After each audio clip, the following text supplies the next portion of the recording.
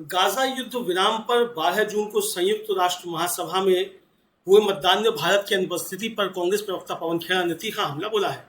उन्होंने भारत की स्थिति को नैतिक कायरता करार दिया और कहा कि हमारी ऐतिहासिक विदेश नीति और उपनिवेशवाद विरोधी विरासत का शर्मनाक अपमान है। खेड़ा ने सोशल मीडिया एक्स पर पोस्ट करते हुए लिखा कि भारत का 12 जून 2025 को संयुक्त राष्ट्र में गाजा युद्ध विराम पर मतदान से दूर रहना एक चौंका देने वाला नैतिक कायरतापूर्ण कृत्य है। यह हमारी उपनिवेश विरोधी विरासत और स्वतंत्रता संग्राम के मूल्यों के साथ शर्मनाक विश्वासघात है।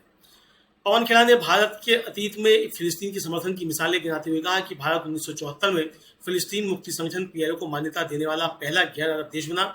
1983 में यासिर अराफात को दिल्ली में आयोजित गुटनिरपेक्ष सम्मेलन नाम में आमंत्रित किया और 1988 में फिलिस्तीनी राज्य को औपचारिक मान्यता दी। उन्होंने कहा कि भारत ने कभी न्याय के लिए खड़ा होना एक रणनीति के तौर पर नहीं बल्कि सिद्धांत के आधार पर चुना था, लेकिन आज वह गौरवशाली विरासत मलबे में बदल गई है। पवन खेड़ा ने सीधे तौर पर प्रधानमंत्री नरेंद्र मोदी को निशाने पर लेते हुए आरोप लगाया कि भारत आज तेल अवीव के सामने झुक गया है। मोदी सरकार को ना तो कुछ याद है, ना वह किसी मूल्य के लिए खड़ी होती है, सिर्फ फोटो खिंचवाने में लगी है, भले ही उसके लिए खून से सने हाथ मिलाने पड़े। उन्होंने दिसंबर 2024 में भारत द्वारा गाजा में युद्ध विराम के पक्ष में मतदान की दिलाई और मौजूदा वोट से दूर रहने के निर्णय को उससे भी अधिक डरपोक और दिशाहीन करार दिया।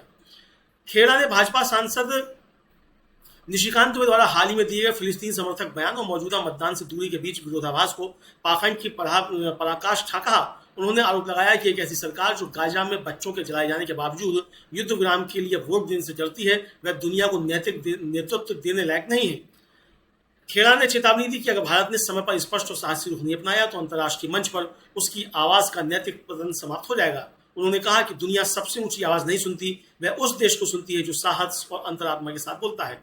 खेड़ा ने इजराइल की सैन्य कार्रवाइयों, Gaza, West Bank, Lebanon, Syria, Yemen और ईरान तक का जिक्र करते हुए भारत की चुप्पी को मोदी की मिलीभगत और भारत की अंतरात्मा का परित्याग बताया।